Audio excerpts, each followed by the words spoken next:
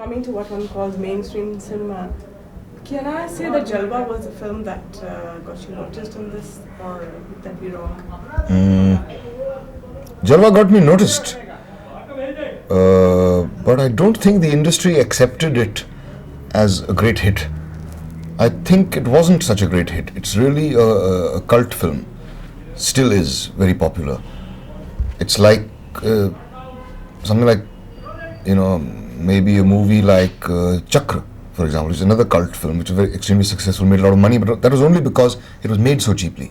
And similarly with Jalwa, it did make money, but only because it was made very cheaply. It wasn't a runaway hit like the recent Rajshri movies or anything. People were surprised that I turned muscular and stuff.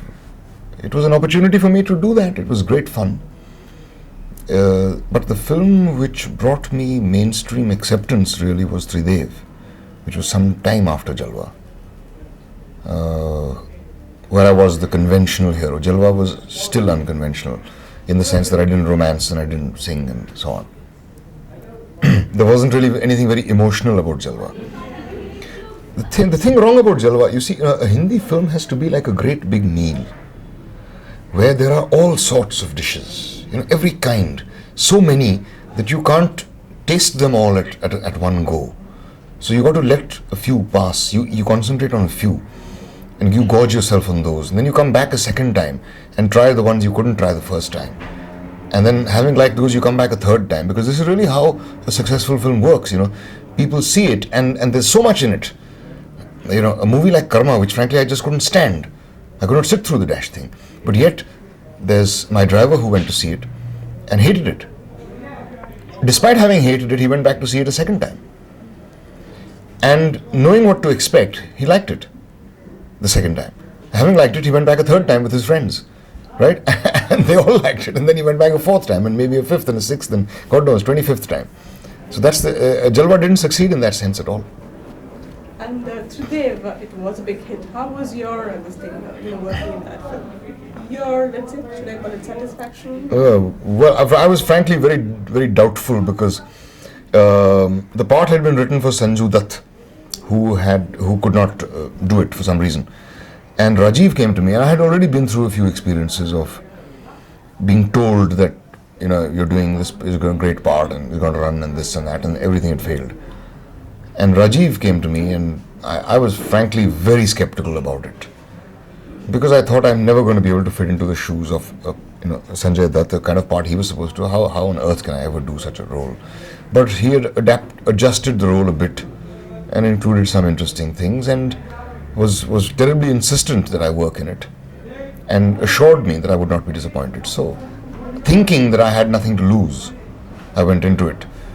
Because Hero Hira Lal and a film called Mala Mal and so on had just been released, and they had bombed terribly, and my standing had been affected, not just market standing, but also my value as an actor had diminished.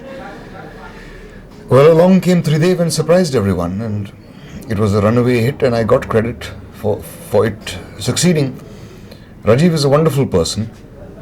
He had much more faith in me than I ever had in myself regarding my ability to do such a part, because time and again I had failed in such roles. I think he managed a good combination of the real and the fantastical, where he gave me an unshaven, dhoti-clad appearance, and where I had to play a ruffian, and luckily I had the greatest song in the film to sing. Naseer, after having talked to you on these films, I realized that the films that gave you your, the takeoff grounds, today you are hostile towards them and the makers and everything. Why this attitude?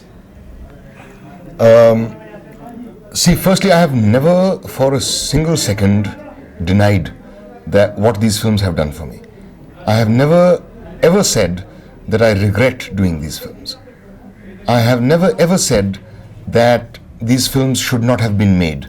I have acted in these movies. I have given everything that I could to these films. I have worked very hard in these films. In return, I have also received a great deal.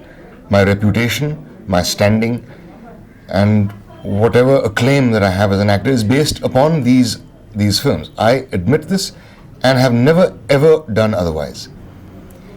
The fact is that had I not kept improving as an actor, would these filmmakers have cast me again and again? No.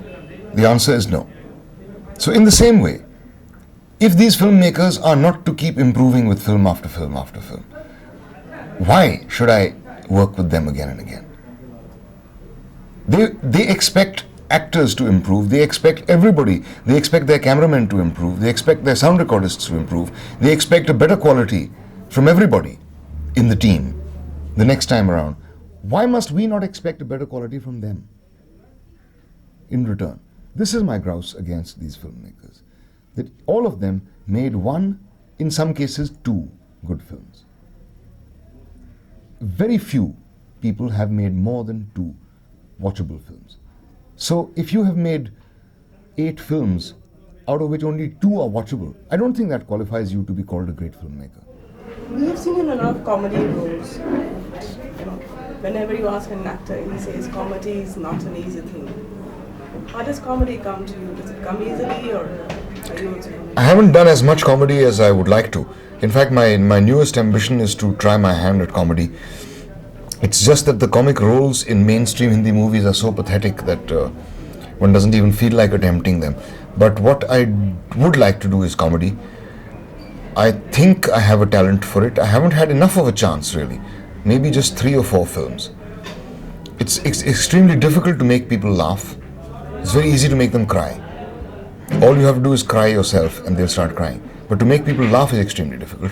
And then the amount of physical skill that you need as a comic actor is very hard to come by, and I don't have it, I must admit. Very few actors in this country have it. A guy like Govinda has it. A person like Satish Shah has it. But very few others. The ability to perfect the art of imbalance, like Jerry Lewis or something. It's physically so demanding, comedy, which is what makes it difficult. And then you have to take it very seriously. If you find yourself funny, I don't think the audience will. This has been my experience. Jaane Bhi Do Yaaron was the biggest nightmare I can think of. I never found anything funny in that film. I thought this is a disaster we have all got stuck in. This film is never going to get completed, and if it is, we're going to get jeered. But yet, every time I need to relax, I watch that film because it is really very funny. And I think it is because none of us thought it funny while we were making it. We made it in deadly earnest. Which is the other film you thought you were all right as far as comedy was concerned? Bhavani Bhavai. Yeah, quite all right. And another film called Bezuban, where I played a villain, who was a funny villain, a charming villain. I thought I was not bad in that.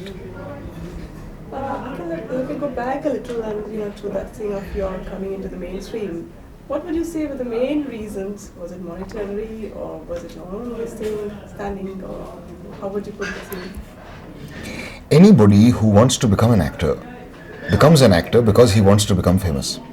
This is a simple truth. Whether anybody admits it or not, no one becomes an actor because they want to serve art.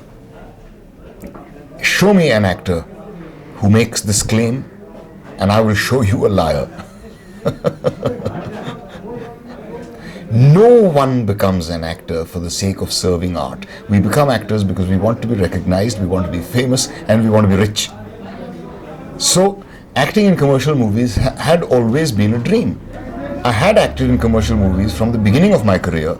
My 4th film was Sunaina, in which I sang 2 songs, one of which is still quite popular.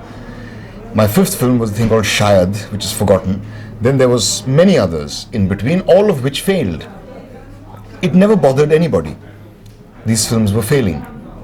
It's only since the film started succeeding that suddenly I became a traitor. Because I was acting in successful films. You see, an artist has to starve. If he doesn't starve, he's not an artist. This is the belief among the caretakers of intellectualism in this country. Right? So, it started bothering people only after my commercial films started succeeding. The fact is, I was always doing commercial films. The fact is, I am still doing art films, but no one bothers to write about this anymore. They only write about what a big traitor I am, that I changed from art to commerce. The fact is, I never ever changed.